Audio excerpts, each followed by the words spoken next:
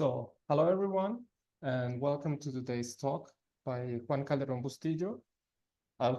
Juan was a PhD student at the University of Balearic Islands until 2015, and then he made 2 postdocs at Georgia Tech and Monash University before becoming an assistant professor at the Chinese University of Hong Kong in 2020.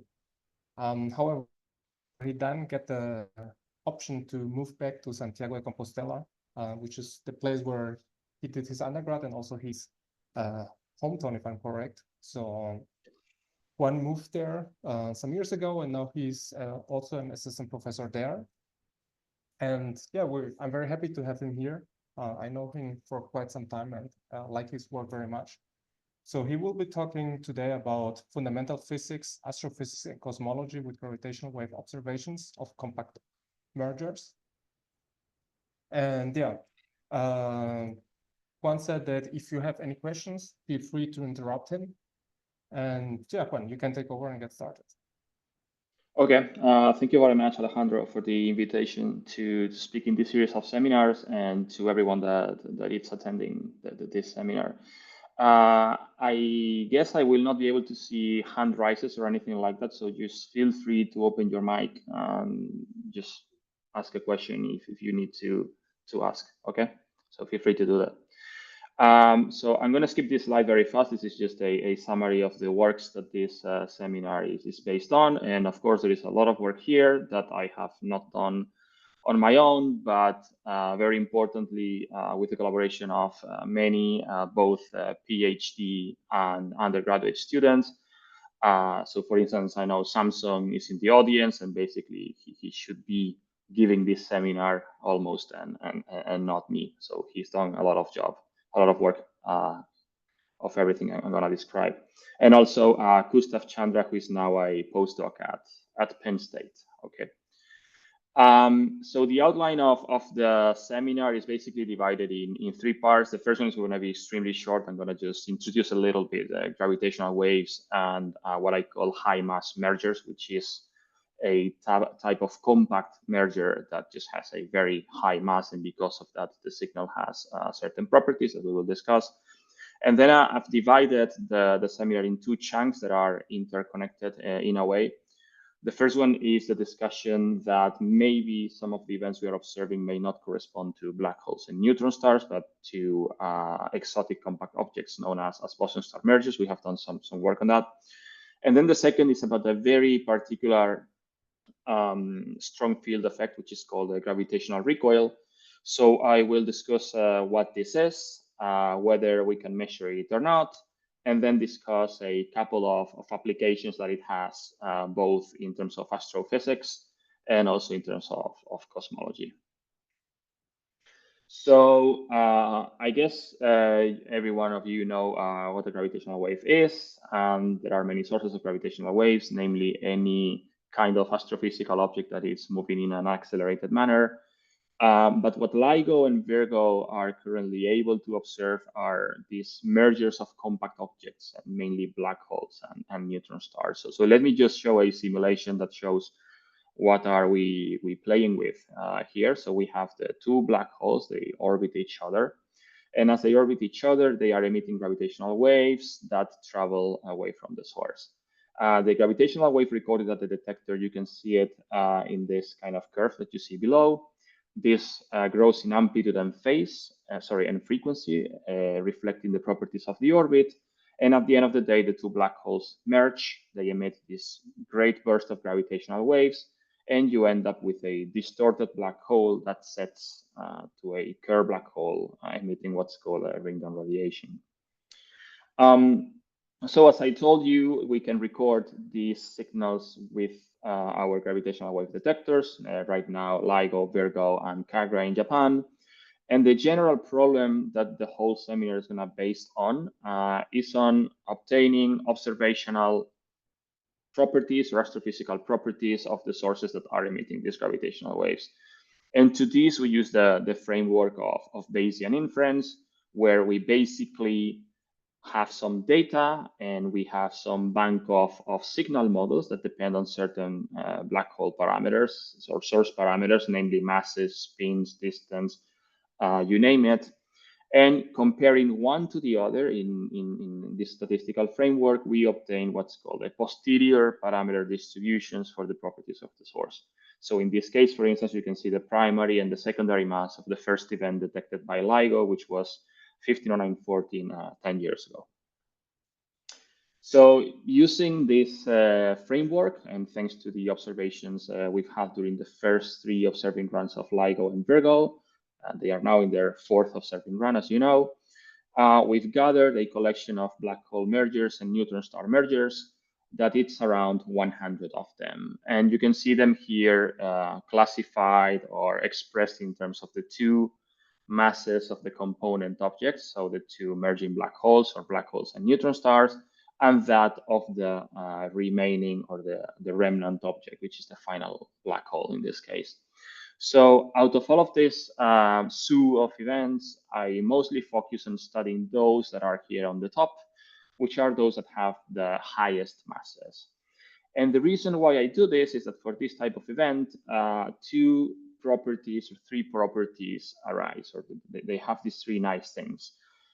First of all, the frequency of the signal, so the frequency of the signal is related to the total mass of the object. And the frequency of the signal, as I said, increases as you go towards a merger. So each part of the signal has a given frequency. So for high mass mergers, we have the nice property that the signal corresponding to the merger stage, to the point where the 2 black holes touch each other, and you have these highly distorted black hole horizons that then let you study really strong field effects, fall into the most sensitive band of LIGO. So that allows for detailed tests of, for instance, general relativity. The other property has more to do with astrophysics, and is the fact that, of course, if you want to have a high mass merger, the 2 black holes that are merging will have themselves very high mass.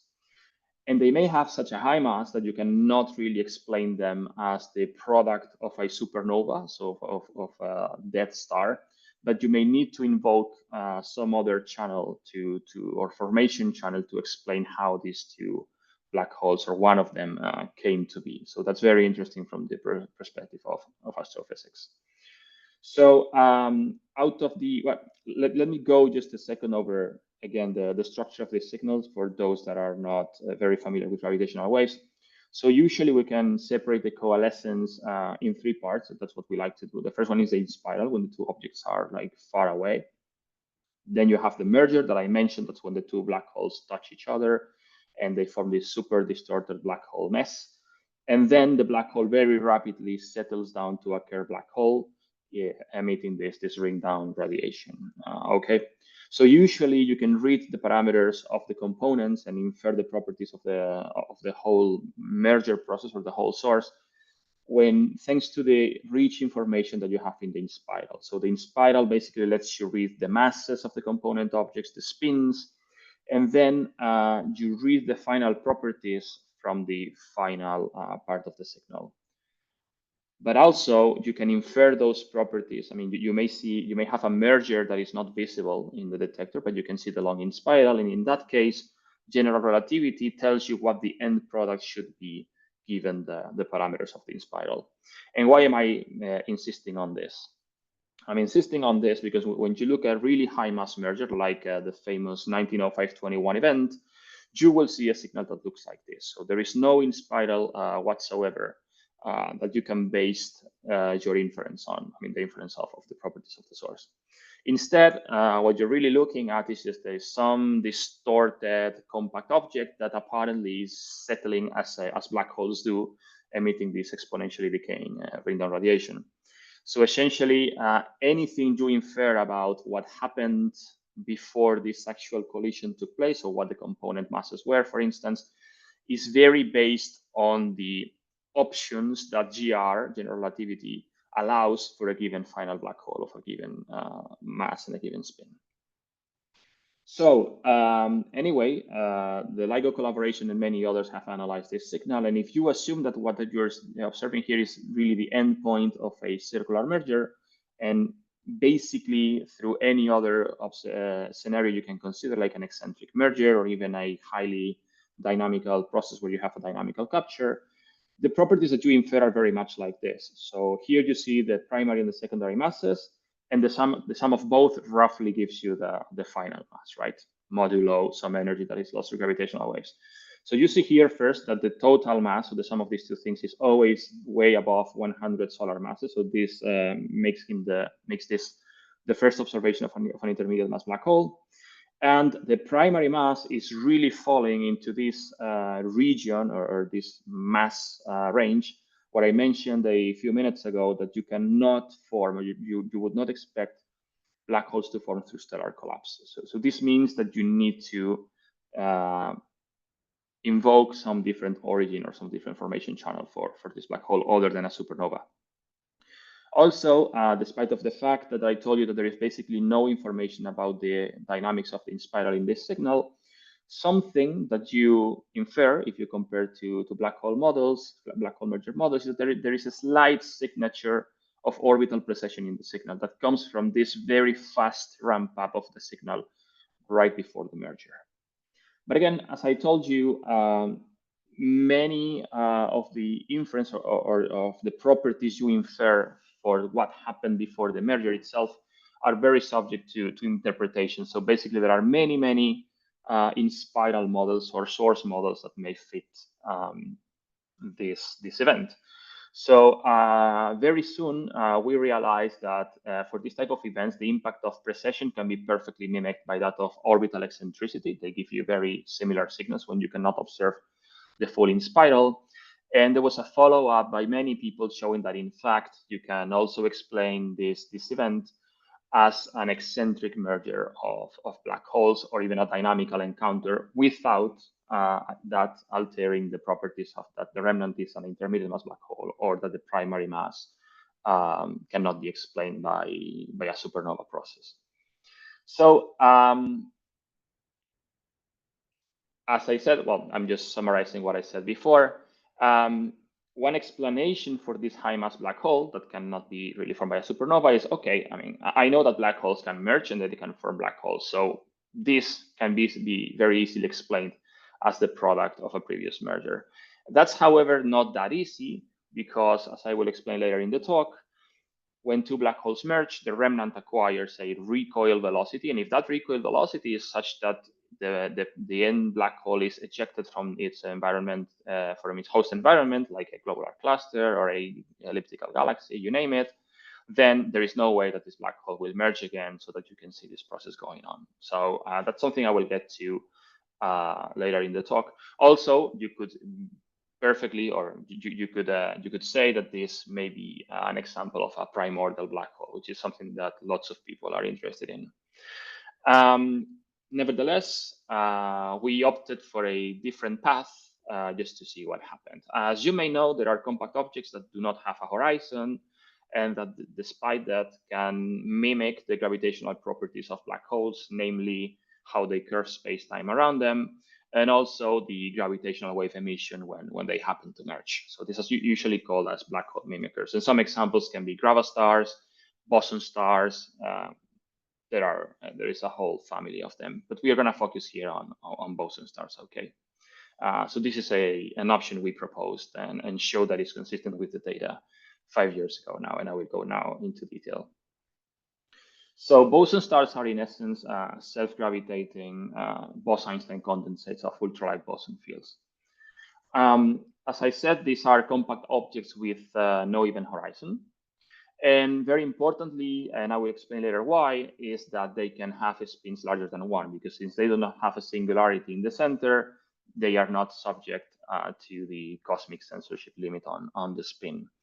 What this means is that with the numerical simulations we have for the merger of these boson stars that are restricted to head-on collisions without an orbit, we have the possibility of forming really highly spinning remnant black holes, thanks to the fact that we have a really huge contribution to the orbital angular momentum of the whole system, thanks to the highly spinning stars. So since we have stars that can go beyond 1 in the spin, we can form these highly spinning final black holes, even though we do not have the contribution to the orbital momentum of the orbit. The mergers, of course, boson stars can merge, and these mergers will have the same parameters as black hole mergers. So they will have masses, spins, sky location, orientations, everything. But there are a couple of parameters that are intrinsic to these boson stars that are not, of course, present in black holes. So the first one is the oscillation frequency of the bosonic field that builds up the star, and this essentially determines the compactness of the star or how similar to a black hole it is. And the second one is the mass of the particle that is building up the star, the boson mass, which together with the frequency determines essentially the maximum mass that the star can have before actually becoming unstable and imploding into a black hole. And this is quite important because whatever simulation of a boson star merger that we do, we want it to end up in a black hole that rings down. Otherwise, there is no way we reproduce any of the signals that have been detected right now.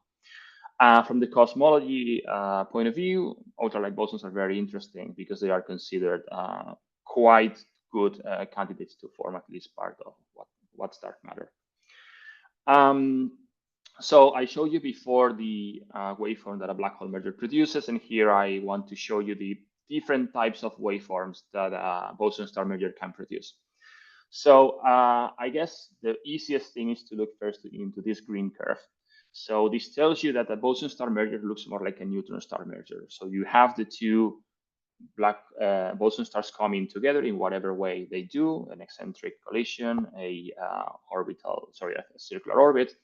And then when they merge, they form what's called a hypermassive boson star. And then what happens after this depends on the properties of this boson star that forms here. If it's not very dense, it will survive as such, emitting a series of pulses. If it's dense enough, then it will survive for a while, emitting this kind of pulses, and then collapse into a black hole, emitting the corresponding ring-down radiation. And this process will happen faster the more compact the star is, or what's the same, the smaller the spin of this final star is. In our case, we are interested in things like this that are super short-lived.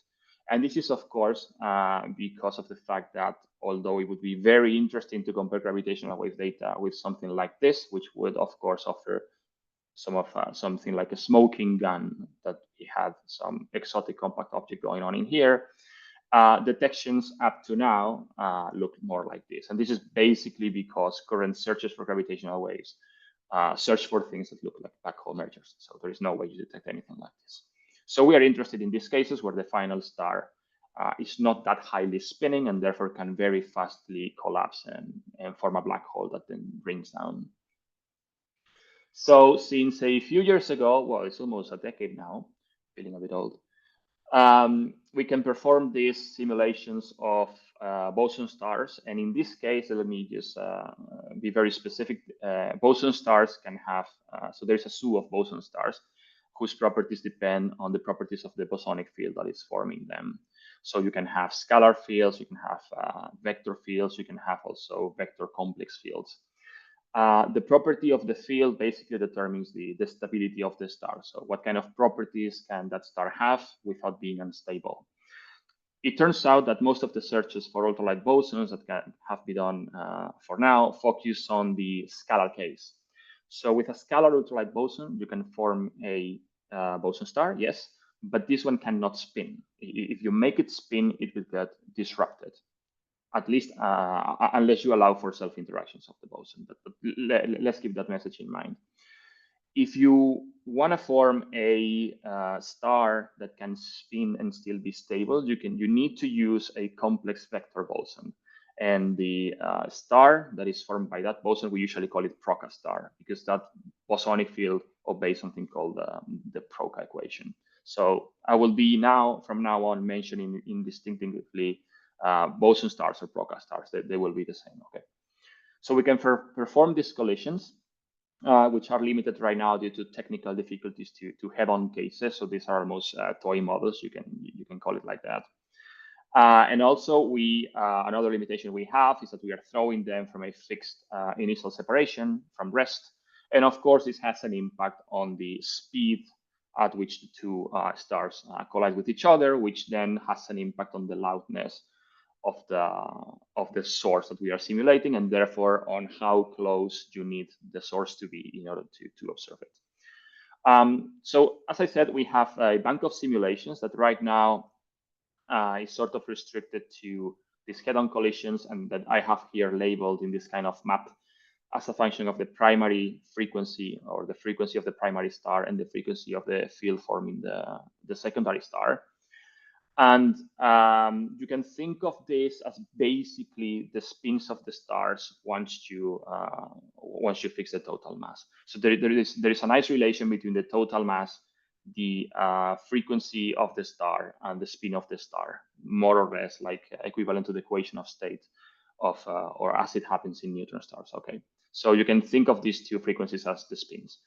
So we have this bunch of simulations, and now we are in a position to compare these to gravitational wave observations and check for, on the one hand, consistency, and on the other hand, what kind of parameters can we read. Also, I forgot to mention, we recently were able to create a sort of continuous waveform model that interpolates throughout this straight line. So it's limited to equal spin stars, or equal mass, it's the same thing, so that we are able to generate any possible waveform very accurately within this diagonal. There are huge difficulties in extending that model to the whole triangle due to something I will explain later. So here you can see how the waveform looks. This is the quadrupolar mode, which is the one that dominates the emission, as I vary the frequency, in this case, of the two stars at the time. So this is for equal mass, equal frequency cases. So you can see that there is this variation of the waveform as I vary the frequency of the stars, which also provokes or generates a variation in the final spin of the final black hole that this forms. But you can see that all of this, I mean, nothing weird happens in the middle. And you can see that all of this seem more or less consistent with that high mass merger that I showed you before. So now we're in a position to compare gravitational wave with data. And what we are doing, gonna do is the following. We have some gravitational wave strain that you can see here. So this is data that hopefully contains or in this case, we know it contains a gravitational wave, although it may not be very clear. And we want to compare this gravitational wave to two different source models. The first one is black hole mergers. We are interested, of course, in knowing what the parameters of this is once you propose this as a black hole merger. And the same is done with our ProKSTAR templates or waveforms. All of this is done with publicly available code known as parallel Bilby, which is a version of the Bilby code that you can just use in parallel in many CPUs. And we have implemented in this software package the capability to actually compare directly to numerical simulations of compact mergers, and not just to the usual continuous models that interpolate, or approximated models that interpolate through these simulations. To this, we do something that is quite new. Instead of actually analyzing the gravitational wave strain, we go and analyze what's called the Neumann-Penrose scalar, which, if you want, is simply the second derivative of this strain. The reason why we do this is that this Neumann-Penrose scalar is what's directly outputted by numerical simulations, and obtaining the strain involves performing two-time integrals, which is quite difficult and cumbersome to do, and requires many human choices that you directly avoid if you do this. But the two analyses are completely equivalent. So any information that is included in the strain is included in the Neumann-Penrose scalar. So the two analyses are completely equivalent. Once we do this, as I said, we look at the parameter estimates under both scenarios, and very importantly, what's called the evidence, the statistical evidence for one or the other scenario. I didn't explain this at the beginning of the talk. I should have. But if you have a waveform model and you want it to have a high evidence given the data, you need two conditions. First, you need that there is some waveform in your model that can fit the data very well, but you must do this avoiding having a too large parameter space. Otherwise, there is this Occam razor factor that is basically telling you that, well, that very nice fit that you get, maybe just due to the fact that you're just exploring many options. So it may have a random component, right? So this is something to keep in mind when performing what's called a model selection. So on top of 190521, we have analyzed 3 other gravitational wave events that fall into this really high mass category.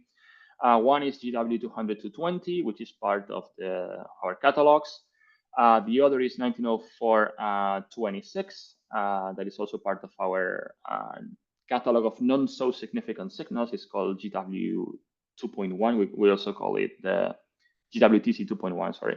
We also call it the deep catalog.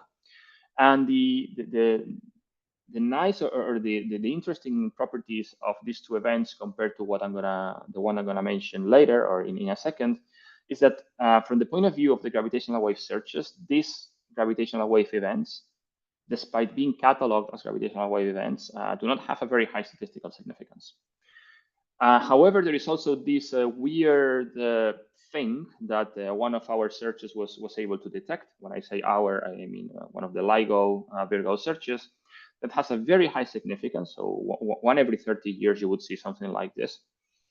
But was very challenging to analyze for existing waveform models. In fact, given 3 different models for black hole mergers, none of the 3, I mean, no couple of those models was able to give consistent parameter estimates. And partly for this reason, this was not conclusively cataloged as a gravitational wave signal, but it's also considered that this could be just a detector artifact.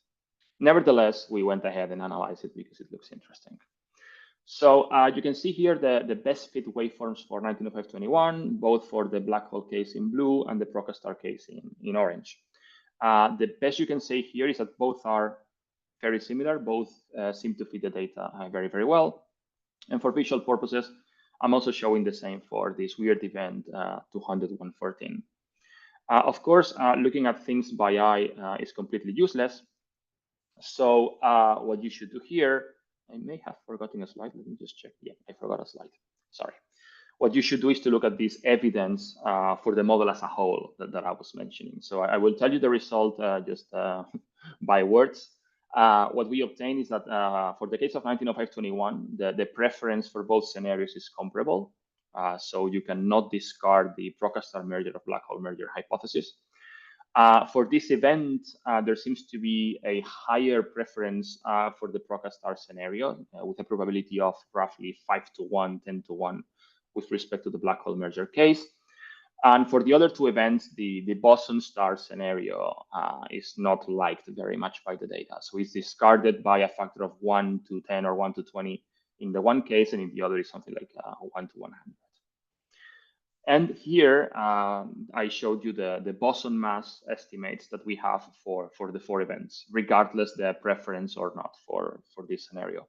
So something very interesting in here is that the 3 events that are considered as gravitational wave events by LIGO and Virgo, they show quite consistent estimates of this bosonic mass. The other one shows a rather not very consistent mass estimate. This is the one thing to highlight here. The other one is that these estimates are actually informative. So they come from the fact that the data is informing us. And you can see it here in the fact that they deviate a lot from what's the prior that we have given the settings of our analysis. So this is what we would measure if the data was not informing us about this parameter. So then once you're in this situation, you may wonder something. And you may say, well, okay, let's say I have a bunch of events. I see maybe, I don't know, this set of 3 events or 10 repetitions of this set of 3 events, so 30 observations in total.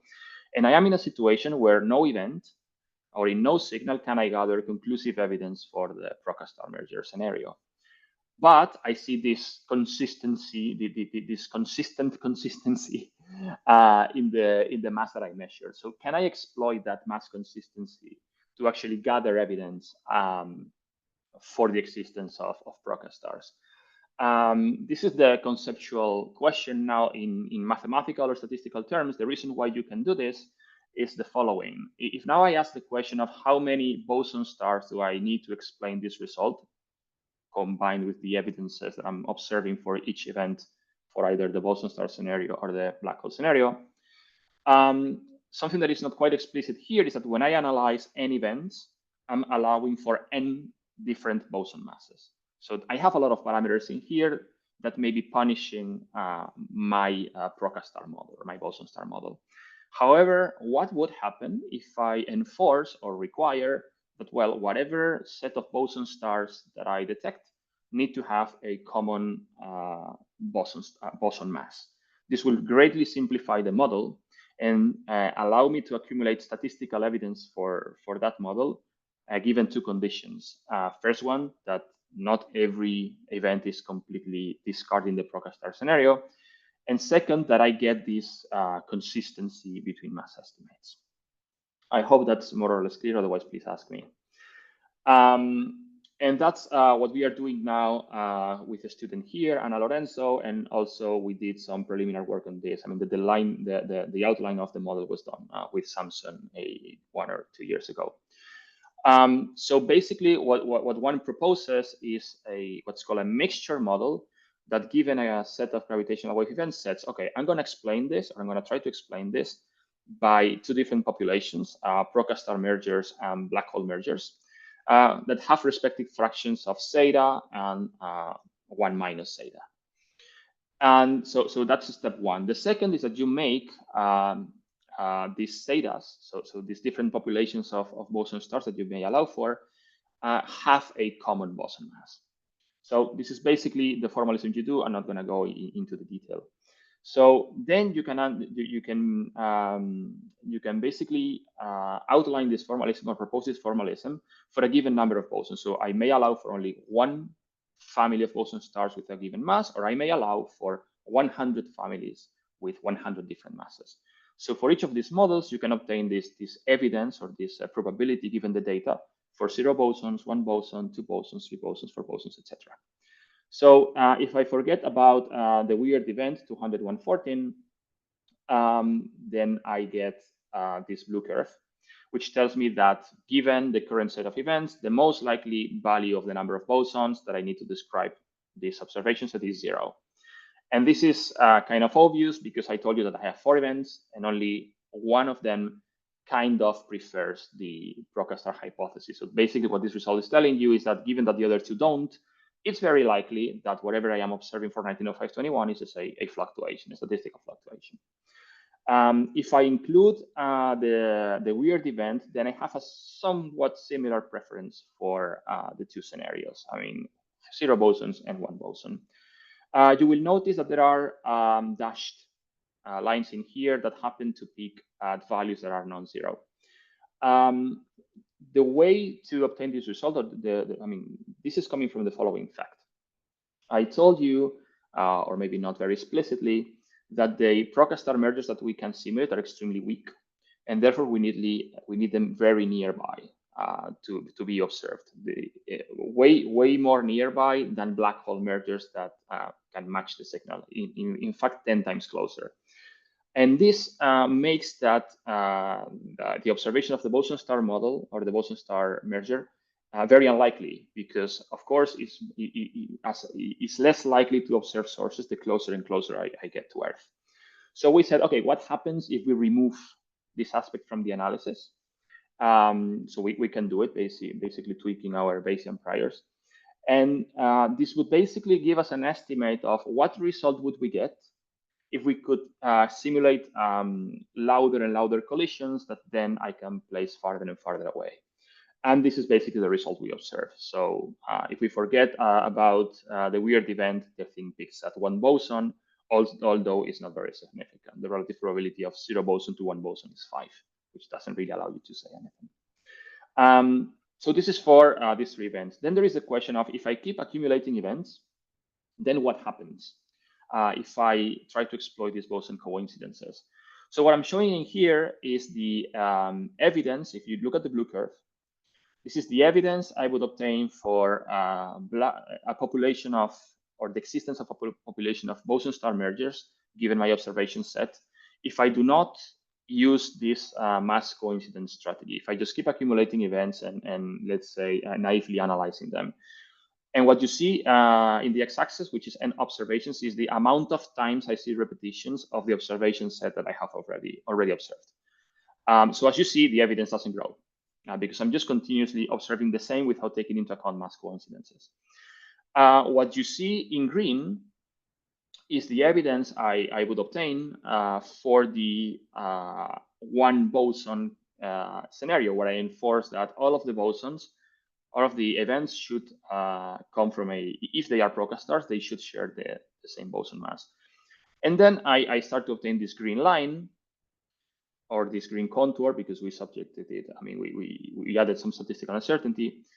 And this tells you that after around 3 to 5 observations of this observing set, or this set of events, repetitions of the same set of events, I would already accumulate enough evidence, so a log-based factor of 5 with respect to the 0 boson evidence, that would allow me to detect these procastars. So here you're basically using your gravitational wave detector as a particle detector. That allows you to tell not only how many bosons you need to explain the data, but also what masses those bosons should have. Here you can see in the blue contour how the estimate of this bosonic mass is converging as I increase the amount of observations. You can do the same for the case where you have 2 boson masses, and the situation is the same. If you do not exploit the mass coincidence, you very slowly gather evidence. If you exploit it, then you gather evidence much, much faster, and the 2 masses converge to the true values as you increase the size of your observing set. I'm going to skip this thing on quantum effects in procastar mergers. And let me just very briefly discuss a bit about kicks. So as I told you, if you want to explain this high mass black hole in 1905-21, you can invoke what's called a hierarchical formation scenario, where this comes from the merger of the previous merger of 2 black holes, and therefore you do not need any boson-star scenario or a primordial black hole scenario to explain this. As I said, if you want this to be the case, these ancestors need to satisfy 2 conditions. The first one is that the masses are below where this pairing stability supernova gap starts. And the second is that, well, the final black hole that arises from this merger needs to be retained in its environment. So its recoil velocity needs to be below the escape velocity of the environment. So I've been talking about this gravitational wave recoil. Gravitational wave recoil is this strong gravity effect that happens basically because black hole mergers emit gravitational waves in an asymmetric fashion, and those waves carry linear momentum. So at the end of the day, you have a net emission of linear momentum that translates into the final black hole getting this final recoil velocity that can reach thousands of kilometers per second in the most extreme cases. And this is, of course, enough to expel you from anything that is not an active galactic nuclei.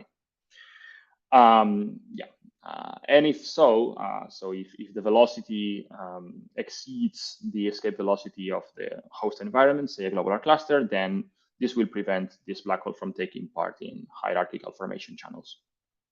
So together with a couple of students, we ask ourselves the following question. I mean, GR, given a couple of components, tells us what the final result would be. So our question is, can we just solve the inverse problem and say, well, given this black hole, the spin and the mass of this black hole, what are the possible parents of this? So if I'm arguing that this should be a hierarchical merger, then what are the parents of this black hole? And therefore, what was the birth kick of this black hole? And then I can compare with the escape velocities of different formations, of different environments. Sure, sorry. So the reason why you can do that is the following. It turns out that if you simulate black hole mergers and compare the final spin you get and the recoil you get, there is a nice, I mean, not super tight, but quite interesting relation between them. So for instance, for the case where you allow precession in the merger, you can see that as soon as the final black hole has a spin that it's below, let's say 0.3, 0.2, then it's difficult to see here, but the kick will necessarily be above 50 kilometers per second, which is the escape velocity of a globular cluster. So automatically, if I detect something that has a very high mass and a very low spin, it's going to be almost impossible that was the product of, in a globular cluster. It will be almost impossible that this was the product of a previous black hole merger. And you can do the same kind of analysis for when restricting to aligned spin ancestors, and also when applying restrictions in the mass ratio. So I'm not going to get into the details of the Bayesian inference process. It's quite intuitive, to be honest. But here, what I'm showing, you can focus on this paneling here, is the properties that we inferred for the ancestors of this heavy black hole in 1905-21, the two masses, which are the two most interesting things, and the birth recoil in two situations. In one, you have assumed that the 1905-21 was circular, like the LBK, and in the other one, you assume it was eccentric. So from each of the two scenarios, you get different ancestral masses and a different birth kick. And with these two, or with these three ingredients, the two masses and the kick, you can compute the probability that the two ancestral masses are below 65 solar masses. So this can be stellar origin black holes. And that at the same time, the recoil velocity is below that of a given environment, globular clusters, nuclear star clusters, or of course AGN, which are infinite in practice, right? So the results, so you can basically, with that, compute the probability that the thing is a second generation black hole. And you basically obtain the following conclusions. So what the left plot is showing is the probability of retention in the environment already conditioned to the masses, to the ancestral masses being below 65 solar masses as a function of the escape velocity of the environment. And here we are highlighting globular clusters, something like the Milky Way, nuclear star cluster, or an elliptical galaxy. Some conclusions, some very fast conclusions can be extracted from here without really needing to look at the results. The first one is that if you assume the LIGO-Virgo scenario where 1905-21 is circular, then a second generation origin is possible in nuclear star clusters and IGNs, if you believe the parameter estimates of LIGO-Virgo. I'll explain in a second what I mean, why I make so much emphasis into this. In a globular cluster, which has a lower escape velocity, a second generation is only possible if the ancestors have aligned spins, which is really unlikely. In a globular cluster, you usually have precession because it's a highly dynamical environment. If you assume this eccentric scenario that was proposed by Isabel Romero-Shaw, myself, and colleagues, then a second generation is viable in these two environments and absolutely impossible in a globular cluster. I made emphasis in the fact that we are assuming in here the parameter estimates of these two analyses, because the fact that those two analyses get you to these conclusions does not mean that if you depart from a hypothesis that is, I'm going to say this thing formed in a globular cluster, and therefore the escape velocity must be lower than this speed, and then you compute what parameters you obtain under these assumptions for 1905-21. What I said before doesn't mean that the process I just mentioned now would not give a high evidence given the data. So basically, this analysis is respecting whatever LIGO did or whatever Isabel did in their analysis without changing their departing hypothesis. And then given those hypotheses, we obtain these conclusions. You can do the opposite process where you propose a hypothesis that is formed in a given way, you recompute your parameters, and then that scenario could be consistent with the data. I'm going to skip the measurement of gravitational wave recoils. It has very nice applications in cosmology and estimates of the Hubble constant. And I want to just go to something that we published very recently in Physical Review Letters, which is a cosmological test that uses these kicks. So the cosmological principle tells you that there should be no preferred direction or point in the universe, right? This is isotropy and homogeneity.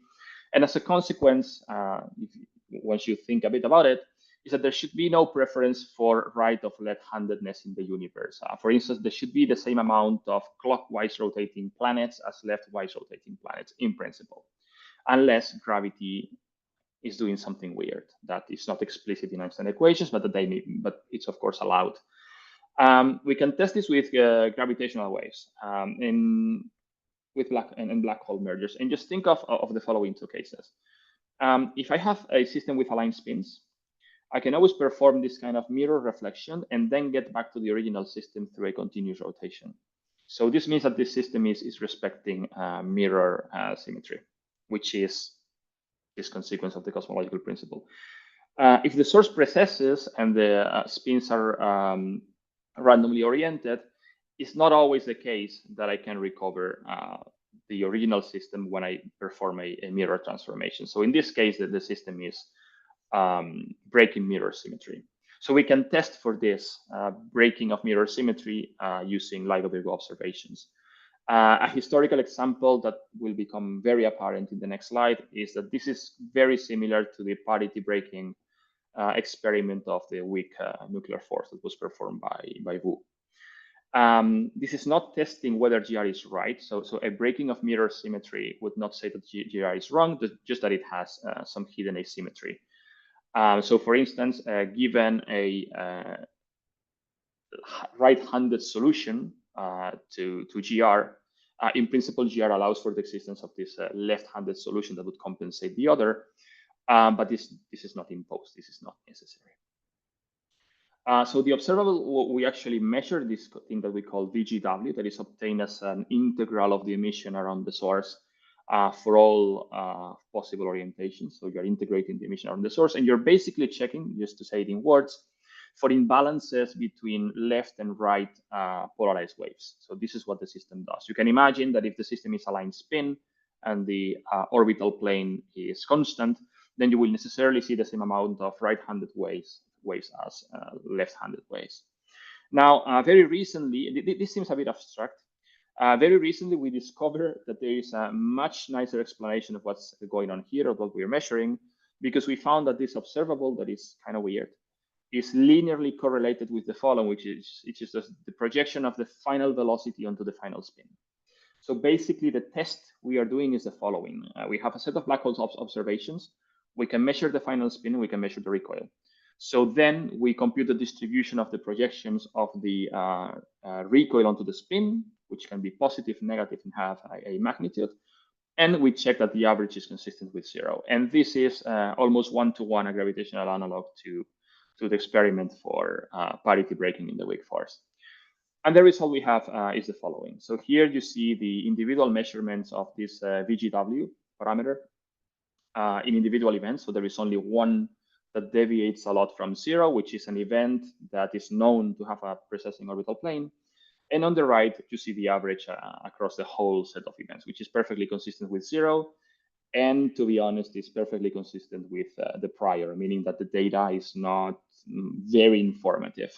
But as gravitational wave observations accumulate, and especially as they become louder and we can measure precession better and we can measure kicks better, I don't know, there may be room for surprises in here. So this is something that we found was quite interesting and quite cool, given this this kind of nice relation to the kick. I'll stop here so that we can have 5 or 10 minutes for questions. Sorry for taking a bit long. Just please go ahead if you have questions, and I'll try to answer.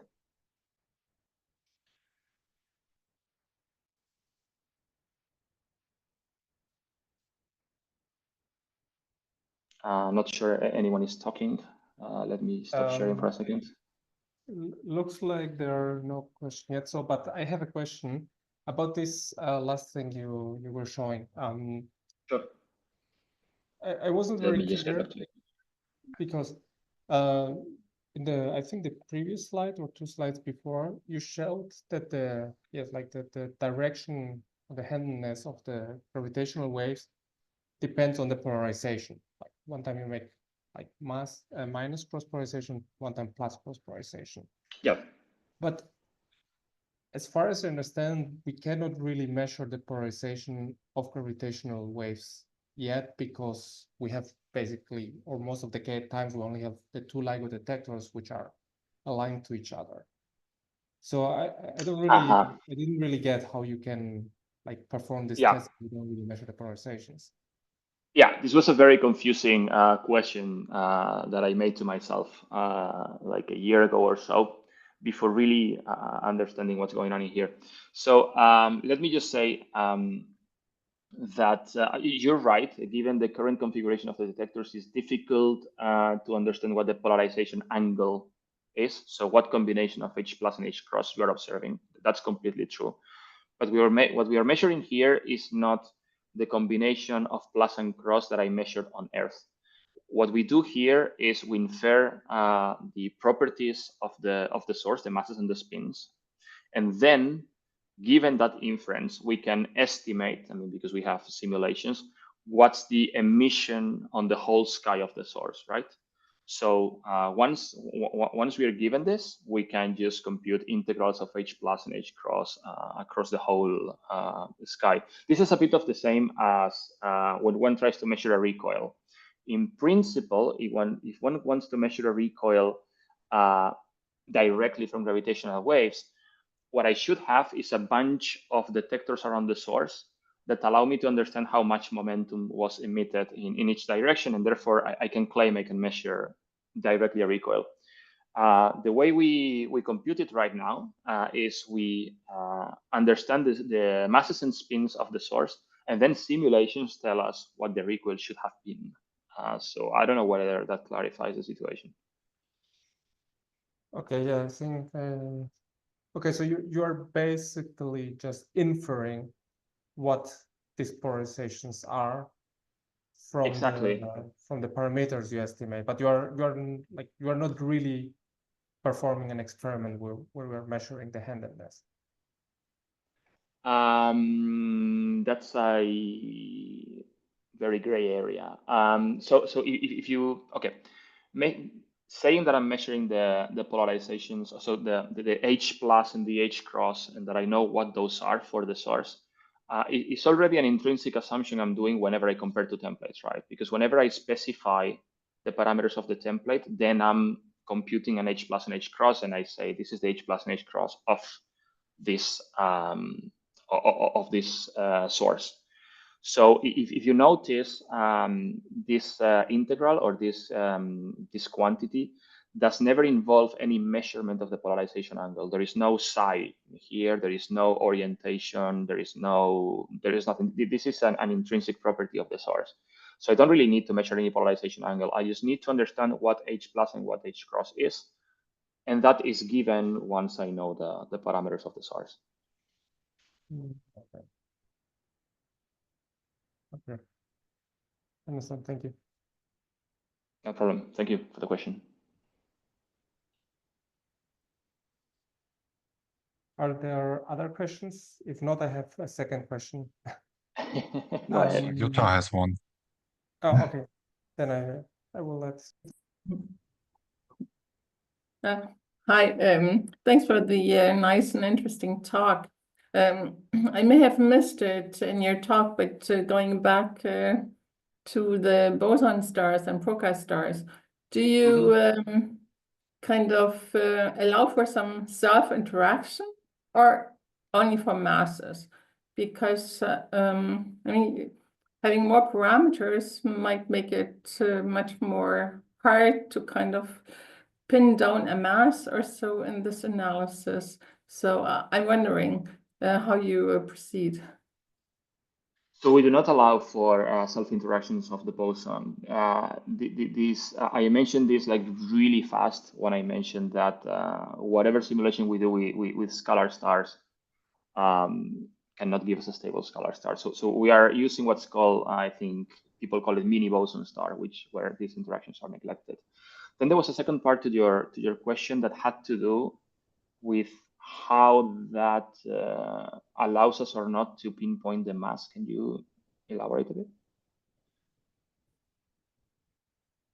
I mean, as soon as you allow for some self-interaction, and you might do that for scalar stars or Proca vector stars, possibly, or you have some argument against that? Oh no, I have no argument against that. So the only reason to actually use this type of stars or this type of Lagrangian that does not allow for self-interactions is that was the state of the art. At the moment, this gravitational wave event came, and that was the best we could do. Of course, no one, and definitely not me, will have anything against trying simulations of stars that allow for self-interactions. Yeah, so that would probably make the analysis much more involved, because you had much more freedom if you allowed for some more parameters, let's say, in some potential for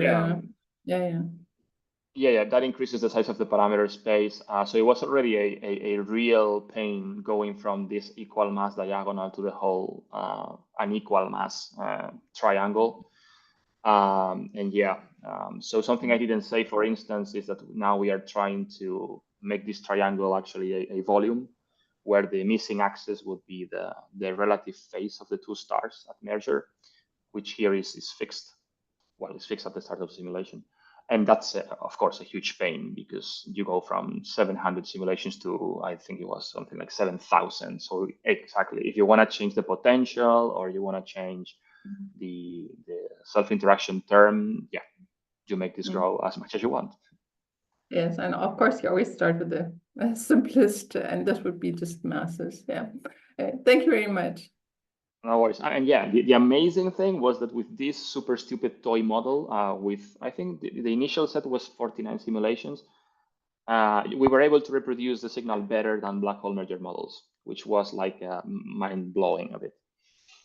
Yeah, it's really impressive, I must say. I like this result. Yeah, thank you. Thank you.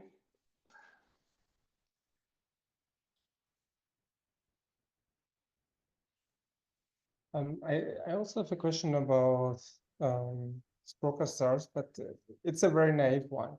So if I understood you correctly, you said that basically by setting these parameters of the stars before the merger, this also limits the maximal mass of the outcoming object, right? Like if it's above a certain mass, it becomes a black hole.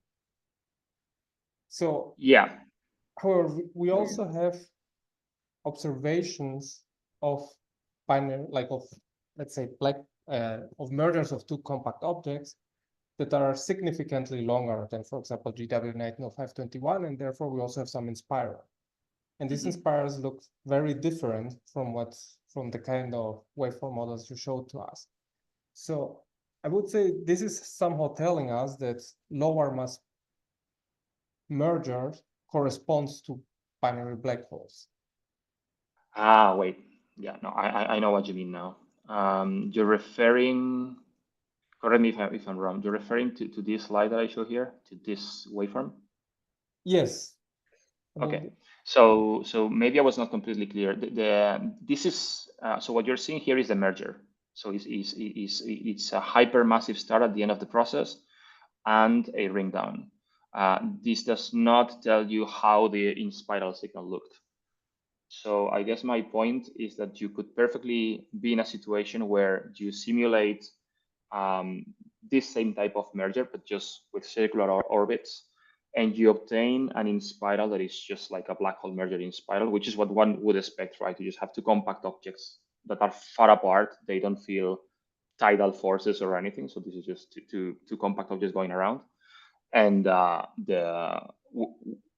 what people have shown actually for the case of scalar stars that are non-spinning is that the signal looks very much like a black hole merger. Now, difference start to appear when the two things get very close to each other. Not sure I answered your question though.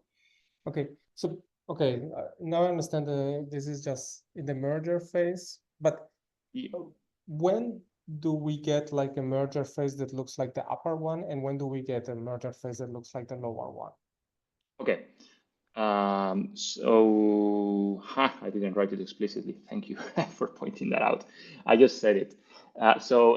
In this case, you have a transient object, this hypermassive boson star that can live for long. And the condition for this to happen is that this star is not very compact, which is the same as saying that the spin is very, very high. So you can imagine that what's going on here is that the star, I mean, this is very roughly, I'm not an expert on this, but you can imagine that the star is trying to expel or emit angular momentum. So it reduces its spin until the moment it actually goes and forms a black hole, which is what happens here.